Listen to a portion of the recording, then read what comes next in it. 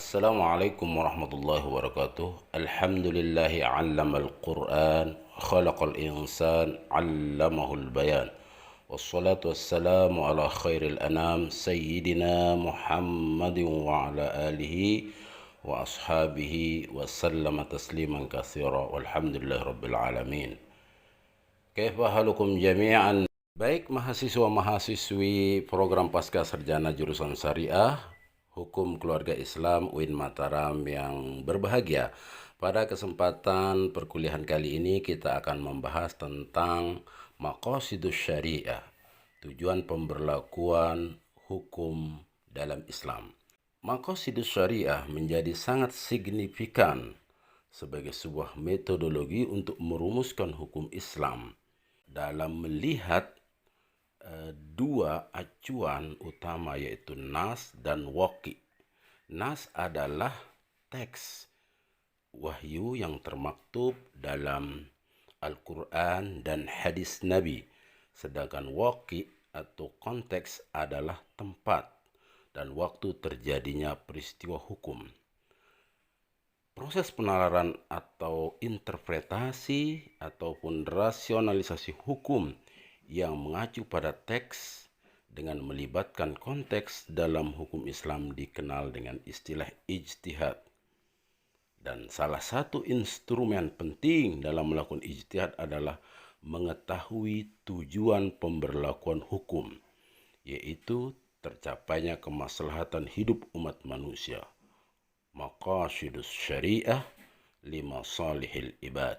Secara spesifik Imam Ghazali misalnya, bahwa maqasidus syariah itu bermuara pada 5 prinsip utama hukum Islam, yaitu pertama, hifdzuddin, memelihara agama. Kedua, hifdzun nafs, memelihara jiwa. Ketiga, hifdzul aql, memelihara akal. Keempat, hifdzun nasl, memelihara keturunan. Dan kelima, hifdzul mal, memelihara harta benda. Oleh karenanya, maqasidus syariah memiliki signifikasi yang sangat penting dalam merumuskan hukum Islam atau dalam proses istimbatul ahkam syar'iyah, yaitu maqasidus syariah selain sebagai usuluddin wal qawaidus syariah wa kulliyatul millah, itu sebagai prinsip agama, dasar hukum dan pokok keyakinan. Itulah yang dijelaskan oleh Imam Asy-Syatibi dalam kitabnya Al-Muwaffaqat fi Usul Syariah. Imam Asy-Syatibi nama lengkapnya adalah Abu Ishaq Ibrahim bin Musa bin Muhammad Al-Lakhami Al-Gharnati Asy-Syatibi. Beliau adalah ulama usul dari Andalus yang melakukan rekonstruksi dan restrukturisasi paradigma maqasidus syariah sebagai bagian yang tidak terpisahkan dari ilmu usul fiqh. Oleh karenanya tidak berlebihan ketika Muhammad Rashid Ridha memberinya gelar Bapak Pembaharu Maqasidus Syariah. Luar biasa. Secara etimologi, kata maqasid adalah bentuk jamak dari maqsad yang berasal dari akar kata qasada yang bermakna bermaksud atau menuju sesuatu. Sedangkan secara terminologi, maqasid adalah apa yang menjadi tujuan syari' dalam penetapan hukum-hukum syariat Islam untuk mewujudkan kemaslahatan bagi hambanya, baik di dunia maupun di akhirat. Dengan demikian, maqasidus syariah dapat didefinisikan sebagai tujuan akhir yang ingin dicapai oleh syariat dan rahasia-rahasia di balik setiap ketetapan dalam hukum syariat. Jadi, poin penting dari maqasidus syariah ini adalah mengetahui tujuan, rahasia, dan hikmah dalam hukum Islam, dalam hukum yang ditetapkan oleh Allah dan Rasul-Nya. Oleh karenanya, di sini dibutuhkan sebuah badlul juhdi wa taqah linailin hukmin syar'iyyin, usaha maksimal dalam memeras, merumuskan, melakukan istimbatul ahkam dari teks-teks Al-Quran dan As-Sunnah. Menurut Izzuddin Ibnu Abdissalam, bahwa maqasid syariah itu adalah asy-syari'atu kulluha masalihun imma tadra'u mafasidun atau tajlibu masalihun. Bahwa keseluruhan syariat itu mengandung berbagai macam kemaslahatan, baik berupa penolakan terhadap kerusakan atau pengambilan kepada kemaslahatan, baik di dunia maupun di akhirat. Kemaslahatan yang dimaksud dalam konteks ini menurut Shatibi adalah untuk memelihara agama, jiwa, akal, keturunan, dan harta. Hifdzuddin, hifdzun nafs, hifdzul aql, hifdzun nasl, wa hifdzul mal. Kelima kebutuhan pokok tersebut merupakan hal yang mutlak yang harus ada pada setiap manusia. Oleh karenanya Allah Ta'ala menyuruh lakukan segala upaya untuk mewujudkan keberadaan dan kesempurnaannya, dan pada saat yang sama melarang perbuatan yang dapat menghilangkan atau mengurangi salah satu dari kelima kebutuhan pokok tersebut. Dari ketentuan tersebut dapat dijelaskan bahwa semua penetapan hukum yang ada dalam Islam bermuara pada terciptanya kemaslahatan bagi manusia, limasalihil ibad.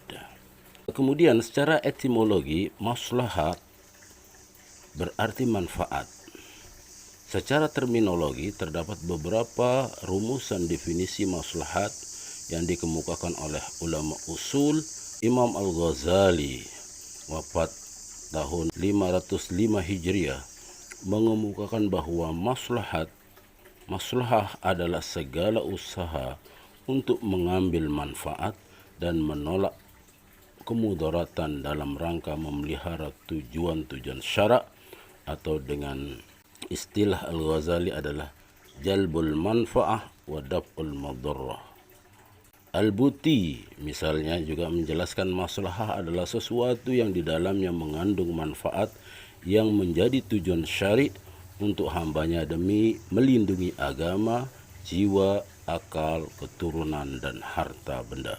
Jadi para mahasiswa, kita dapat merumuskan bahwa maslahat itu adalah semua perbuatan atau ketentuan yang mendatangkan manfaat dan mencegah madarat bagi manusia adalah maslahat sebagai tujuan dari hukum Islam, dan inilah substansi dari maqasidus syariah tersebut.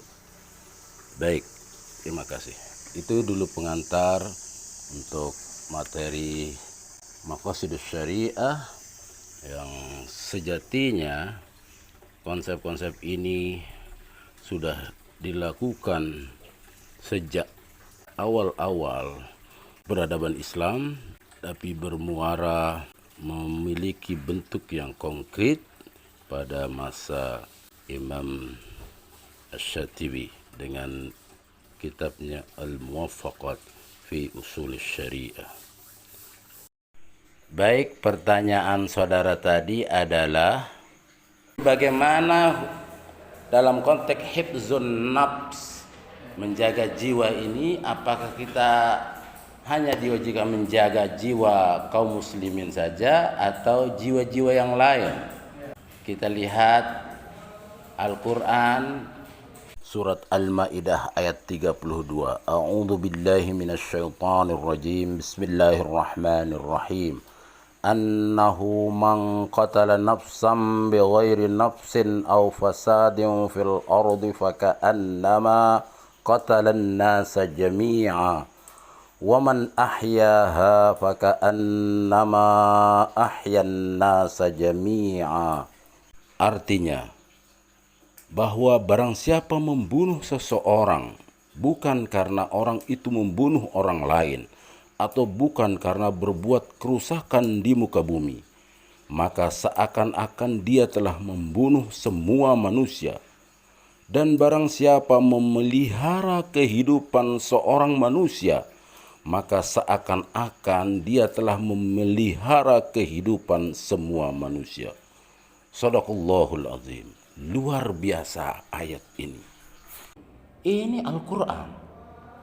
Jadi tidak ada pemilihan, karena jiwa itu milik Allah, hak prerogatif Allah. Makanya ketika ada radikal terorisme yang ingin berjihad katanya dengan nama agama, kemudian mengebom orang-orang non-muslim, orang yang tidak sejalan dengan pemikiran mereka, itu adalah tindakan jahat, bukan jihad. Tindakan bodoh, tindakan yang membuat kemuliaan marwah Islam itu tergradasi.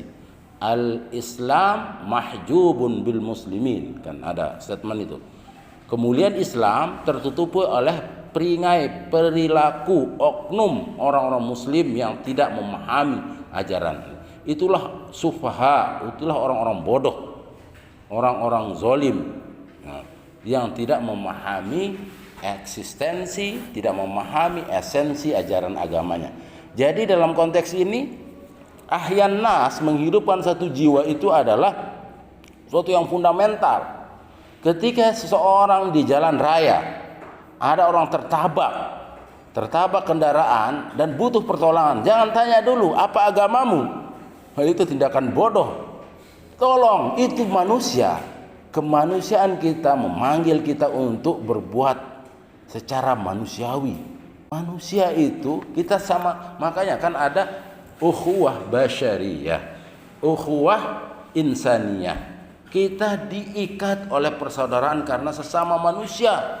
Namanya manusia, ada kepala, ada mata, ada hidung, organ-organ, bentuknya jelas manusia. Apapun casingnya, mau cantik, mau jelek, itu hal lain. Tapi kalau bentuknya manusia, itu manusia. Beda dengan jin, dimensi lain, ya. Nah, jadi kemanusiaan ini, hifzun nafsi ini adalah sesuatu yang universal, ya. Makanya larangan membunuh jiwa itu, apapun agamanya, itu udah daruriyat itu. Nah, kecuali kalau terjadi ghazwah, terjadi peperangan, jelas. Al-qital itu kan al-khida. Perang itu adalah tipu daya. Kalau jelas dalam konteks perang, kemudian non-muslim dan muslim berhadapan-hadapan, nah jihad di sana itu baru bermakna jihad. Kalau ada orang mengusir kita dari kampung kita, tidak memberikan, itu kita bisa berjihad supaya untuk menjaga marwah hifzuddin ini. Orang di Palestina yang diinjak-injak, yang dijajah, yang diusir dari kampungnya, itu wajib berjihad, mempertahankan daerah teritorialnya dari cengkraman penjajah Israel. Nah, kalau di sini negara Darussalam, Darul Aman, Darul Ahad, gimana kita mau berjihad?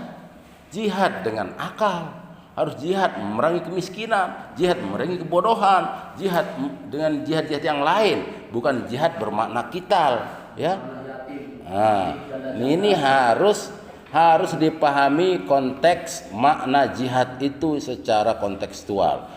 Ada mantukun nas, ada teks tentang jihad banyak dalam Al-Quran, anjuran banyak, tapi lihat konteksnya, kapan ayat itu turun, kapan Rasulullah menyebut jihad dalam konteks perang.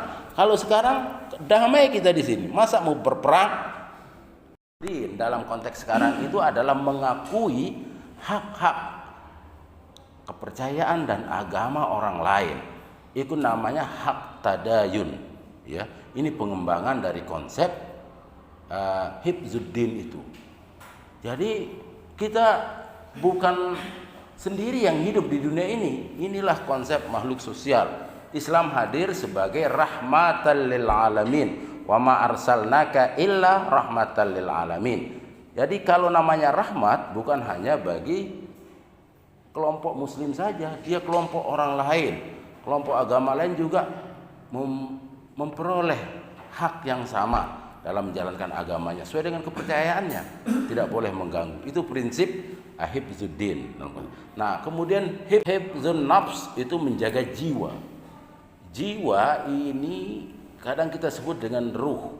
atau dengan nyawa. Menjaga eksistensi jiwa, nyawa seseorang itu sangat penting. Coba lihat bagaimana kasus Kanjuruhan. Subhanallah, hanya karena gengsi pertandingan sepak bola ratusan orang meninggal, 130 bahkan lebih. Naudzubillah. Ini apa yang dicari? Bagaimana hifzul nafs ini dilaksanakan? Jadi kalau betul-betul hifzul nafs ini dipahami, dia tidak boleh membunuh, boleh menyakiti, menghina, apalagi membunuh orang lain. Ya.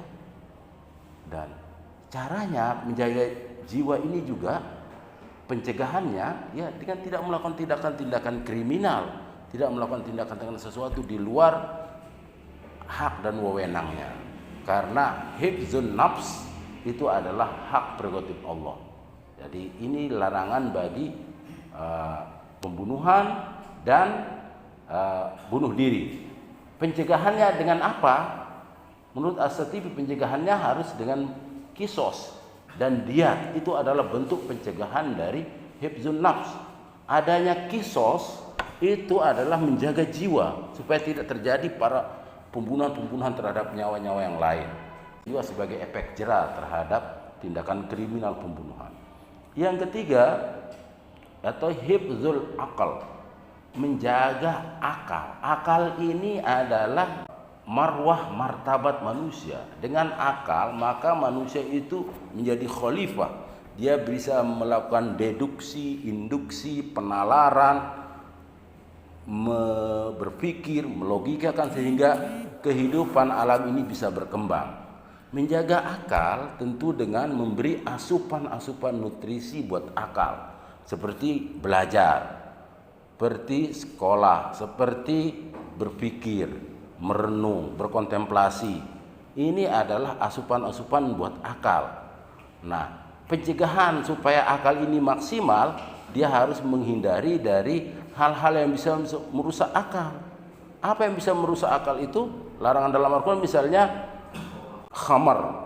Yas'alunaka 'anil khamri wal maisir. Larangan misalnya mengkonsumsi khamar, minuman keras, narkoba, dan zat-zat lainnya. Itu dilarang karena akan merusak sistem sel-sel, jaringan sel dalam otak sarafnya. Kemudian judi juga itu membuat, karena pikirannya akan menghayal terlalu tinggi dan lain sebagainya. Inilah bentuk-bentuk pencegahan supaya orang bisa menjaga hifzul akal. Yang keempat itu adalah hifzul nasl. Hifzul nasl itu menjaga keturunan. Keturunan ini memiliki mata rantai nasab yang jelas. Oleh karenanya pernikahan menjadi sesuatu yang sangat sakral dalam ajaran Islam. Karena dia akan menjaga sistem kewarisan, sistem nasab, dan lain sebagainya. Ketika orang melanggar sistem ini, menjaga keturunan ini, maka keturunan jadi tidak jelas, nasabnya tidak jelas, dan konsekuensinya tidak ada hukum turunannya. Misalnya bagaimana hukum warisnya, hukum perwalian, dan lain sebagainya. Ini akan menjadi jelas. Maka dalam konteks hifzun nasl, Islam menganjurkan melaksanakan pernikahan secara benar dan sah, dan melarang pada saat yang sama melarang perzinahan, karena perzinahan itu konsekuensi hukumnya adalah tidak mendapat hak perwalian dan hak warisan, dan tidak ada garis nasab yang jelas. Yang keempat adalah hak properti, hak memiliki harta benda. Hifzul mal, menjaga harta. Menjaga harta seseorang harus dengan cara bekerja secara baik dan bekerja pada tempat-tempat yang halal, sehingga itu sebagai rezeki yang Allah berikan kepadanya. Dan pada saat yang sama Hibzul mal ini mengindikasikan tidak boleh seseorang mengambil hak orang lain dalam bentuk mencuri atau merampas hak orang lain, karena itu adalah bagian dari mengkhianati hibzul mal ini. Ya, ini bentuk-bentuk dari konsep al-kulliyatul khamsah asy-Syatibi. Nah, mungkin ada tanggapan, silahkan. Konsep riddah dalam Riddah. dalam konteks jinayah atau dalam hadis membadaladina faqtuluh.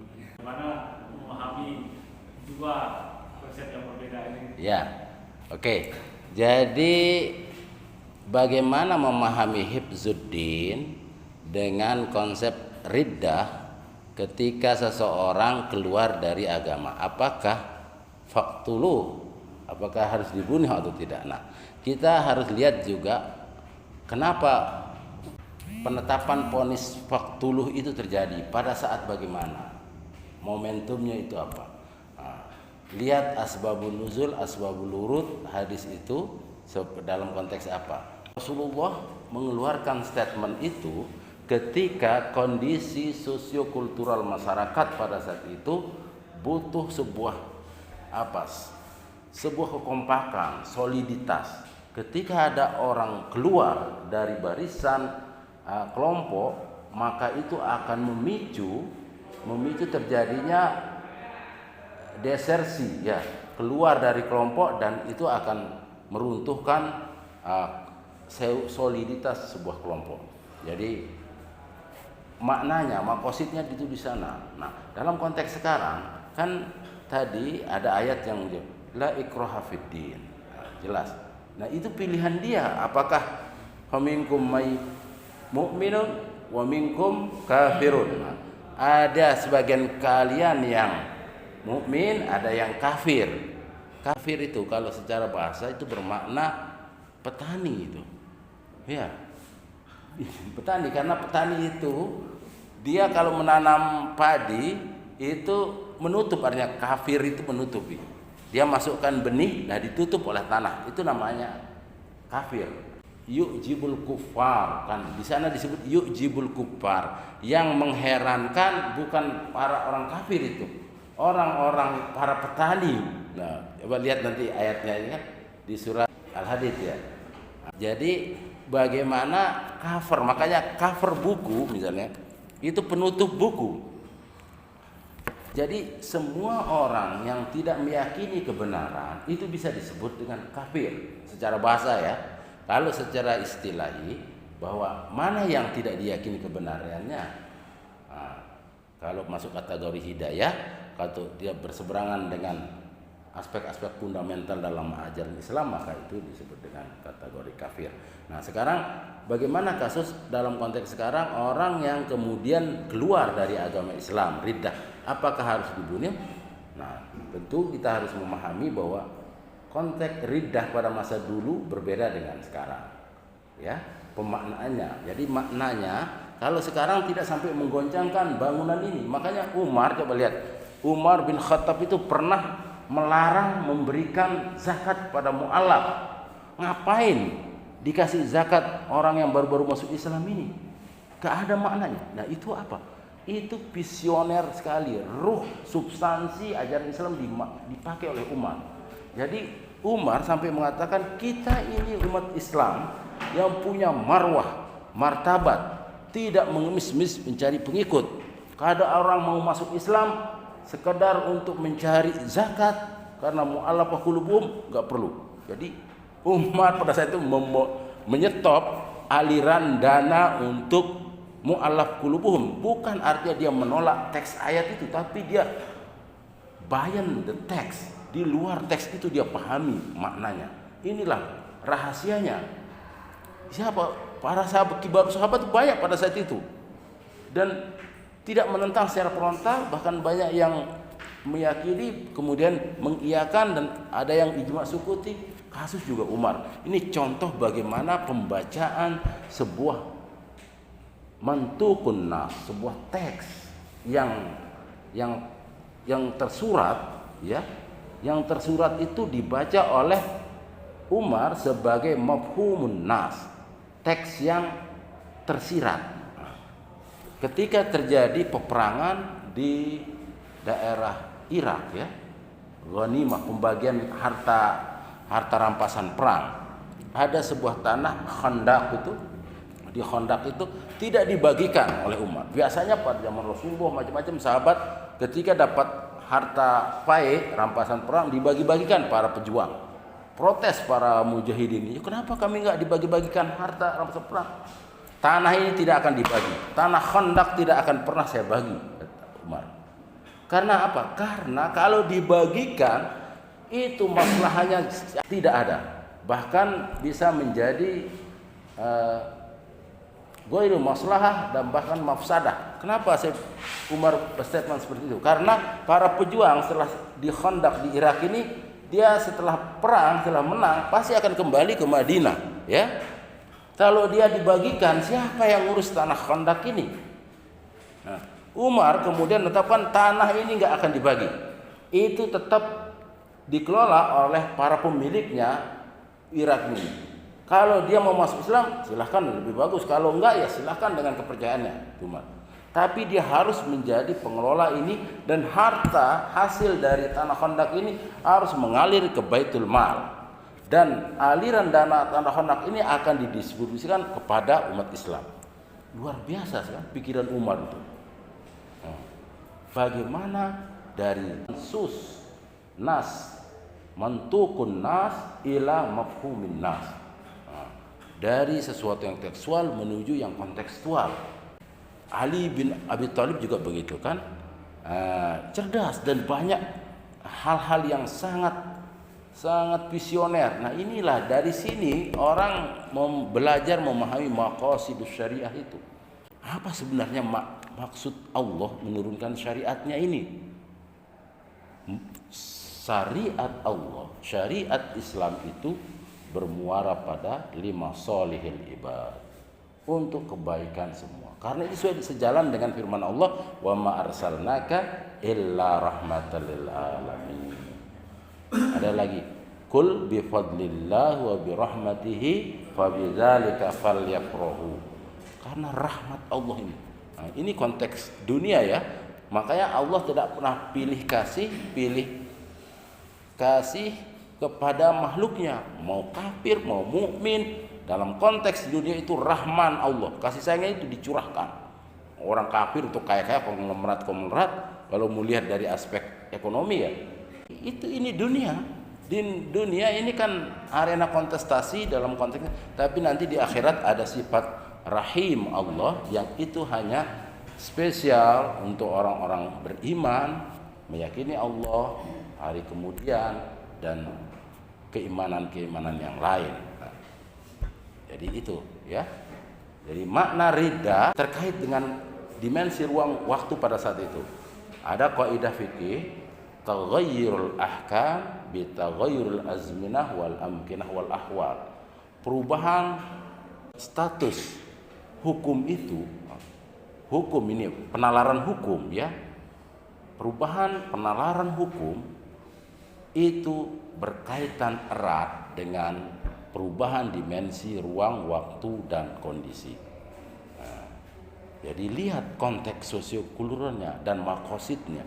Lalu itu baru melihat bisa menghasilkan sebuah putusan yang komprehensif. Nah, karena hukum Islam itu elastis, dinamis, dan tetap pada koridor hukum. Semua itu ada qawaid fiqhiyahnya. Nah, untuk ini buku saya ini, Qawaid Fiqhiyah ini kalau Anda kuasai ini semua masalah fikih punya rumus-rumusnya.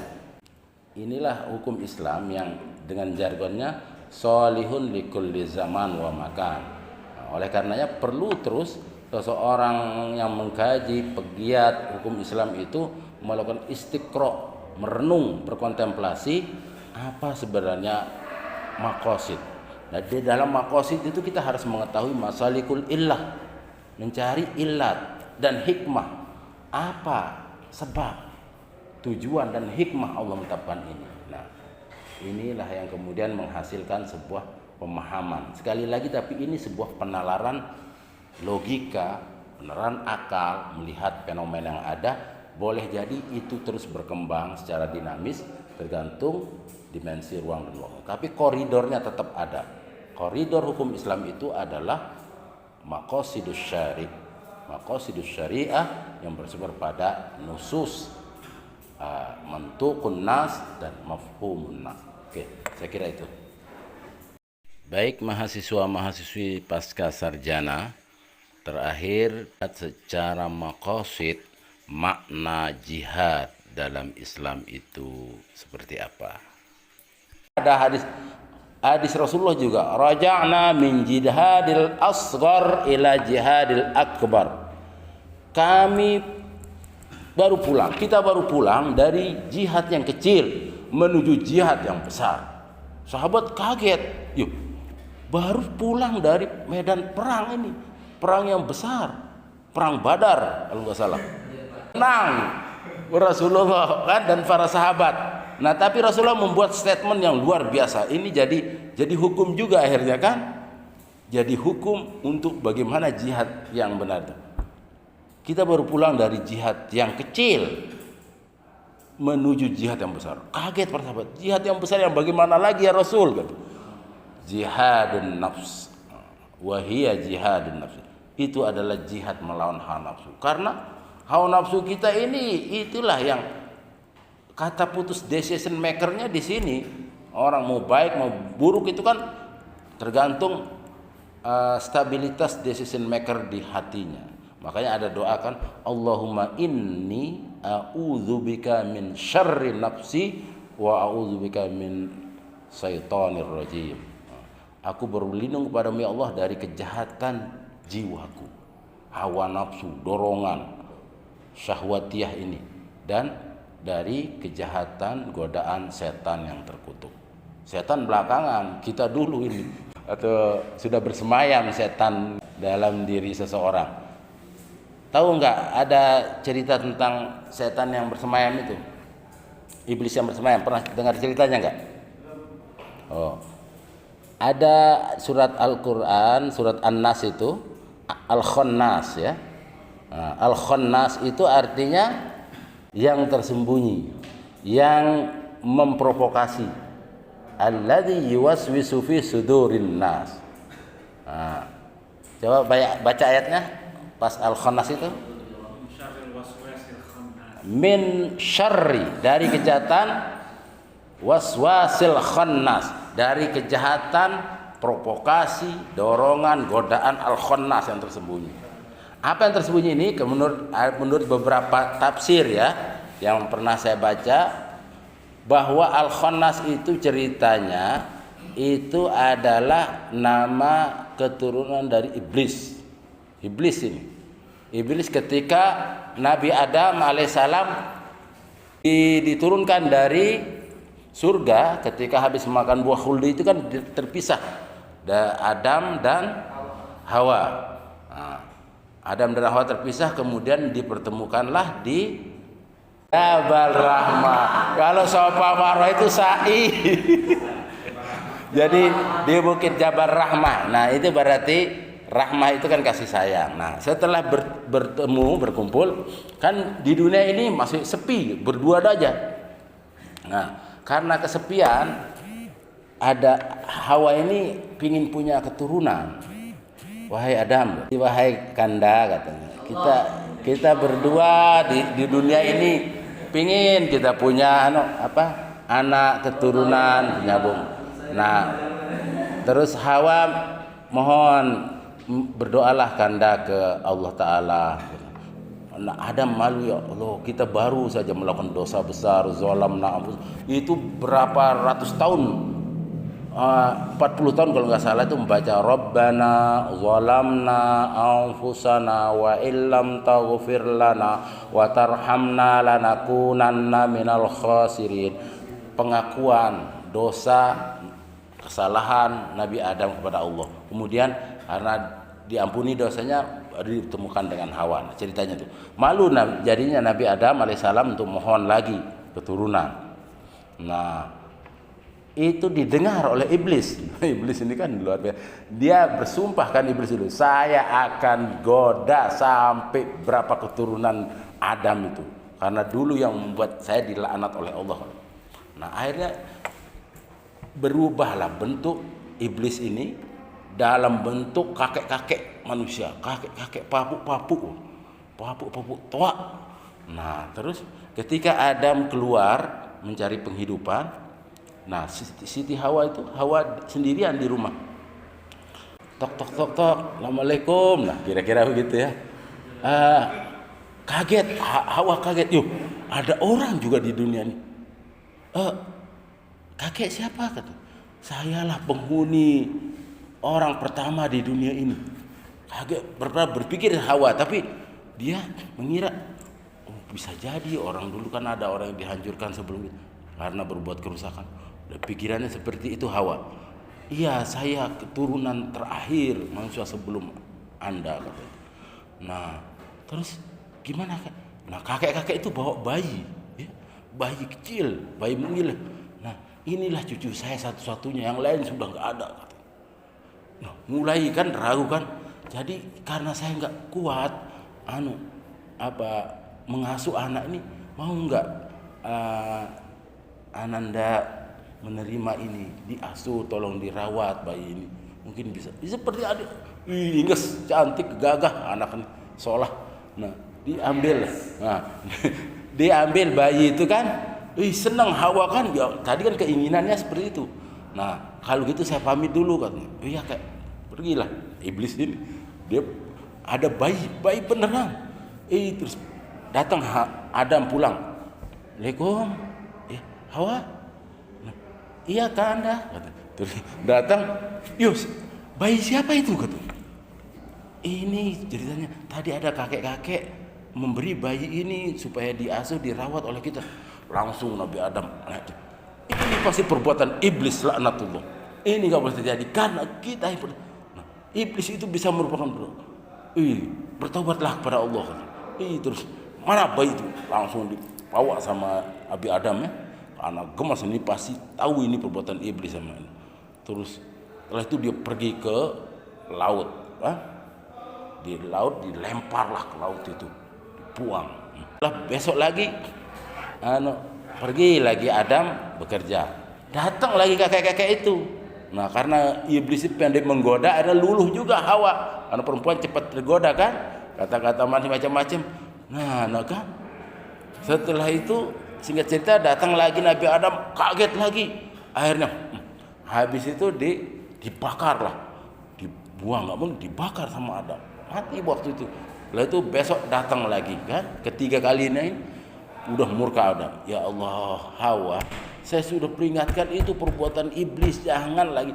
Tapi saya nggak bisa menolak, saya selalu kalah oleh bujuk rayu dan anunya. Nah udah, mana bayi itu? Panggil, lalu itu pencet si Adam. Adam kan besar di bayi.